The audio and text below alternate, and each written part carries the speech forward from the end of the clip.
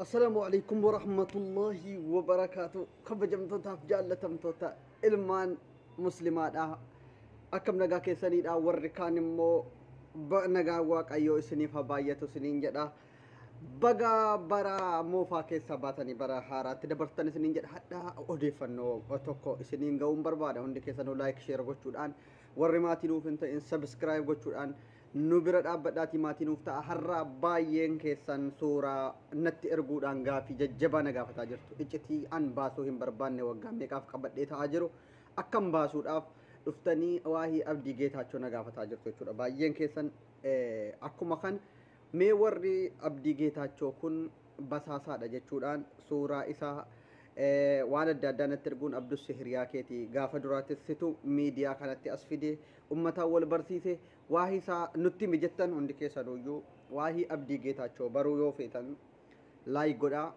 akka namni hundinuu dhugaa jirtu baruun barbaada waan ta'eef abdii geetaachoo kun nama akkamiiti yookiin dhuguma basaasaadha akkuma jedhamaa jiru mootummaatu ergatee jennaan basaasummaadhaaf mana hidhaa seenee ji'a sagaliif achi keessa ture jettanii baay'een keessan keessaallee natti barreessitu wanti hin dubbatamne hin jiru ilma namaa irratti abdii geetaachoo anaaf hiriyaadha dhugaadha waliin haasofna iccitiin nuti wal dhoskinullee hin jiru garuu an akkuma keessanii kanatti waahii abdii geetaachoo kana gadi bahee dhugaa jirtu oromootti himuun kan koo dirqama hundi keessanuu laayik godhaa dhugaa jirtu oromootti himuun qaba laayikii baay'isaatii akka nama hunda qaqqabu naaf godha laayik godhaa jirta hundi keetuyyuu dhugaa jirtu baruu barbaadde abdii geetaachoo basaasaa jabaadha jettanii dubbataa jirtu baay'een keessan garuu anu maal jechuun danda'a gaafa isin nama baay'istan dhugaa gizee tokko xaaxessee isinitti hima malee tokko tokkoon isinitti himu nama baay'isaa laayik godhaa laayikii baay'isaatii godhaa sheer godhaatii dhugaa jirtu qofitti bara warri keessan suuraa harrallee erga ji'a meeqaatiin natti guurtu garuu an dhugaa kana gadi bahee dubbachuu hin barbaadu maaliif beeytu oromoon yeroo ammaa kana burjaajii hamaa keessa jira burjaaja'uusaa hin barbaadu oromoo burjaajessuun bu'aa nuuf hin qabu yeroo kanatti waan hin taane dubbannee oromoo burjaajessinee oromoo waan adda addaatiin walitti hintini jechuun dhugaa jirtu gaafa guyyaan ga'e haa baramu jedheetaniin callisee ta'a ture jechuudha ummanni gaafa guyyaan ga'e inni nuyyuu haqni ofiin xaaxa'ee mul'ata sabab kanaaf abdusseen gadi bahee dubbatee maaliif iyyuu hamaatti ba'a jechi jedhuun hanga yoonaatti obseera har'a garuu dhugaa jirtu isinitti muun kan koo dirqama waan ta'eef na hordofaa qalbiidhaan hundi keessanuyyuu hordofaa bareechaati bareechaan na hordofaa isiniin jedha waahii abdii geetaachoo kana bareechine irraa dubbanna lammaffaa irratti odeeffannoo kan koosaa kan abdii geetaachoo dhumarran isinitti hima waan ta'eef dhumarra dhugaa jirtu taate isinitti hima odeeffannoo koo kan biraa irratti waan na dinqe kaleessa abbush yookiin abiyyi ahmad raajii isa inni ta'ee fi rabbiin kun duniyaa irratti akka nama salphisu jechuudha waa'ee abdii geetaachoo dhugaa jirtu taate isinitti hima dhumarratti wallaahi isinitti hima waa'ee abbush kan keenya yookiin abiyyi ahmad zayitii baadhatee ammas footoodhaaf la footoo maalatinu ganda keessa deemee rakkattootaan baga ayyaana geessanii jedhe ijoollee daa'ima qabee maddii kana haxaa ture rabbiin gaafa isa salphisu gabaa qulqulluu keessatti sangaan nagaan ka'ee kan silaa isantini jedhu duuka fiigeennaan falaan irraa qabame jechuudha maali kun kan argisiisu gaayaa namichi kun nama rabbiin itti dallanee daangaa rabbiitti darbuu keessa bahe hayawaanillee nama kana jibbitee duuka fiigdee waraannu jennaan irraa qabame jechuudha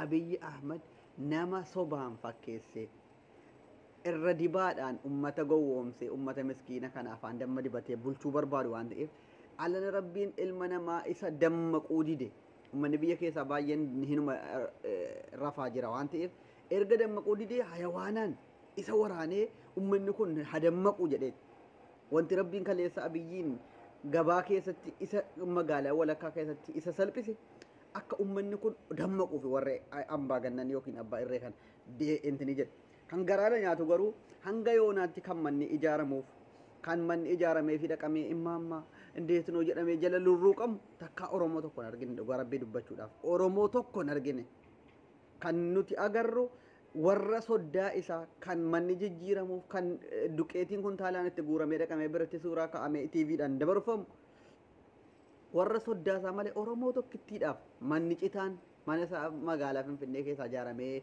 viillaan itti kennamaa dhiisaati. Siluma ani meera waan jarri barbaadanu jara asirra baasuudha. Kaayyoo jaraa galmaan gahuudha. Hojiin isaa jedhee isinitti maatiin ture.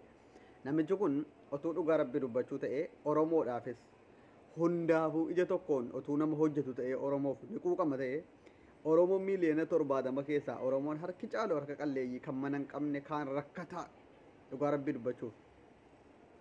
Maaltu iyyuu jara soddaa qofittiidhaaf qobaatti akkanatti isa jala rurruugse kan jedhutu gaafii natti ta'e. Rabbiin immoo gammachuu inni kaameeraa jala fiffigee hudduuraa isaa ture sangaa duuka kaasuudhaan kan gaafaan hawaa kana keessa otuu ol kaasee jiraate.